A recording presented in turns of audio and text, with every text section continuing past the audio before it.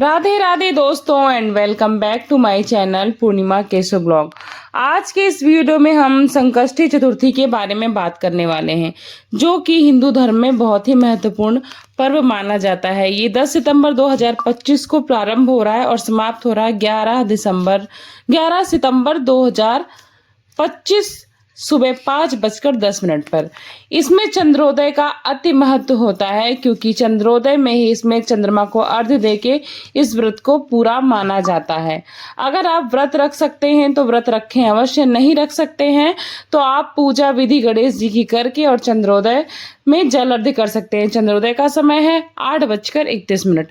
यह चतुर्थी बुधवार को पड़ने के कारण इसका महत्व और भी बढ़ गया है, क्योंकि बुधवार का दिन स्वयं भगवान गणेश का होता है। तो चलिए हम आपको पूरी इसका महत्व और कथा सुनाते हैं। संकष्टी शब्द का अर्थ है संकटों को हरने वाला।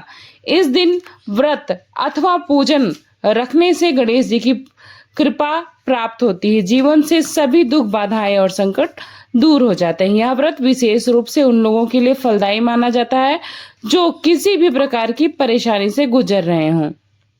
भगवान गणेश को बुद्धि, ज्ञान और सौभाग्य का देवता माना जाता है। इस दिन उनकी आराधना करने से शिक्षा, कैरियर, पारिवारिक जीवन में सफलता मिलती है।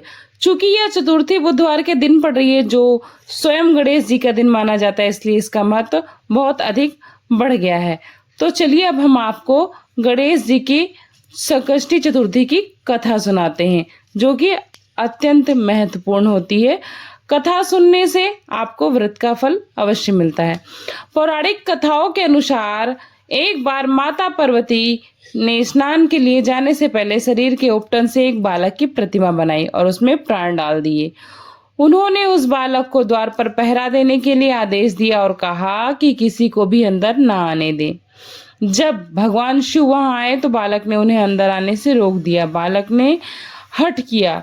उसके हठ से क्रोधित होकर भगवान शिव ने अपने त्रिशूल से उसका सिर धड़ से अलग कर दिया।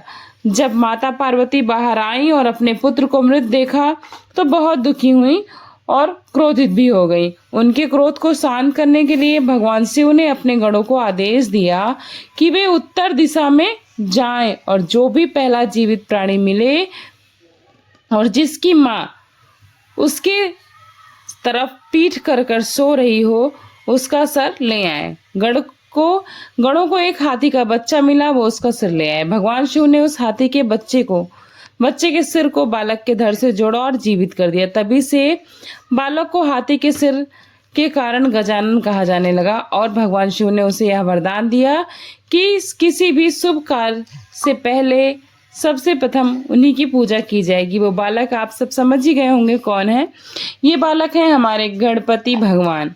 अब हम आपको गणेश जी के कुछ शक्तिशाली मंत्र और उनके लाभ भी बताते हैं। भगवान जी की पूजा में मंत्रों का जाप करना अत्यंत शुभ माना जाता है। यदि आप व्रत रख सकते हैं तो अति उत्तम है, नहीं तो आप पूजन के साथ इस मंत्र का जाप करें, आपको पूरे व्रत का फल मिलेगा। कुछ मंत्र हैं जो मैं आपको बता रही हूँ। पहला मंत्र है ओम गंग गणपतये नमः।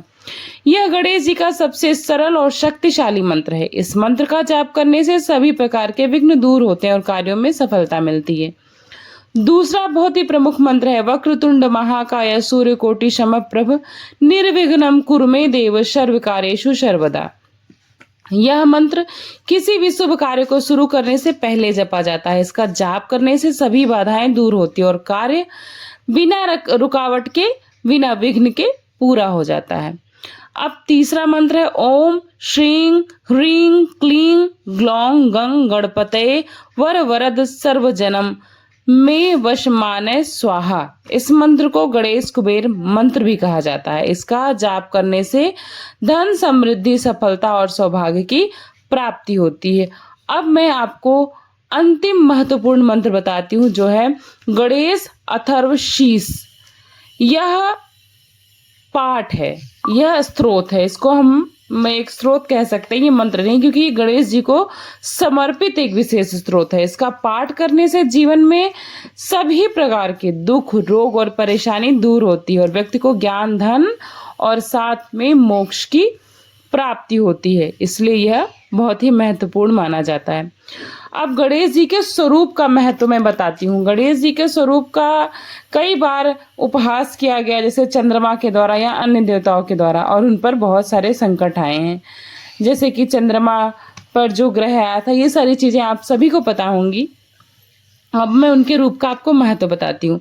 भगवान गणेश के प्रत्येक अंग का अपना एक प्रतीकात्मक और गहरा आध्यात्मिक महत्व है। जैसे कि बड़ा सर, यह ज्ञान और बुद्धि का प्रतीक है। यह सिखाता है कि हमें हमेशा बड़ा सोचना चाहिए। बड़े कान, यह दर्शाता है कि हमें सभी बातों को ध्यान से सुनना चाहिए, लेकिन ज्ञान की बातों को ही ग्रहण करना चाहिए केवल।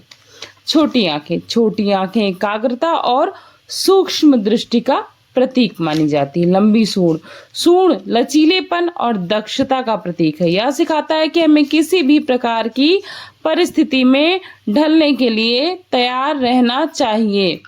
छोटा मुंह, यह बताता है कि हमें काम सोच समझकर करना चाहिए और बोलना बहुत ही उचित वाक्य चाहिए, क्योंकि बोले हुए शब्द कभी पुनः वापस नहीं आते हैं। बड़ा पेट सभी अच्छी बुरी आदतों को अपने अंदर समाहित करने की क्षमता का प्रतीक है, जो हमें सहनशीलता और धैर्यता का पाठ पढ़ाता है। और अब एक विशेष, उनका चूहा, उनका वाहन मूषक, ये भी हमारे गणेश जी के अंगों में से एक विशेष अंग माना जाता है, क्योंकि गणेश जी उनके बिना अधूरे हैं। चूहा अहंकार और लालच का प्रतीक है। गणेश जी उस पर विराजमान होना यह दिखाता है कि उन्हें अहंकार पर विजय प्राप्त कर ली है। उन्होंने ये बताया कि कोई भी इस पृथ्वी पर, इस ब्रह्मांड पर छोटा अथवा बड़ा नहीं है, सब समान है। गणेश जी के अन्य नाम जो कि विशेष हैं, उनके कई गुणों और रूपों के आधार पर उनको ये नाम दिए गए हैं, जिनमें से जो प्रमुख नाम है, जिनका जाप करने से घर में सुख समृद्धि आती है, वो मैं आपको बताती हूँ। विघ्नहर्ता, सभी बाधा और विघ्नों को हरने वाले। एक दांत वाले, यह नाम उनकी पौराणिक कथा से जुड़ा है। गजानन, हाथी के मुख वाले। लंबोदर, बड़े पेट वाले, जो ब्रह्मांड को अपने अंदर समाहित किए हुए हैं। हेडम्ब, जिसका अर्थ है सबसे पहले पूजे जाने वाले, यानी कि हमारे प्रथम पूजनीय श्री गणेश। तो ये थी। और गणेश जी का प्रिय रंग है लाल और नारंगी। उनको मोदक बहुत अति प्रिय है, तो आप पूजा में मोदक अवश्य चढ़ाएं। लाल रंग शक्ति और ऊर्जा और शुभता का प्रतीक होता है। यह मंगल ग्रह से भी संबंधित होता है, जो सभी बाधाओं को दूर करने के लिए कार्य करता है। यही कारण है कि गणेश जी को लाल वस्त्र, नारंगी वस्त्र, लाल फूल और नारंगी फूल और ऑरेंज चंदन अर्पित किया जाता है।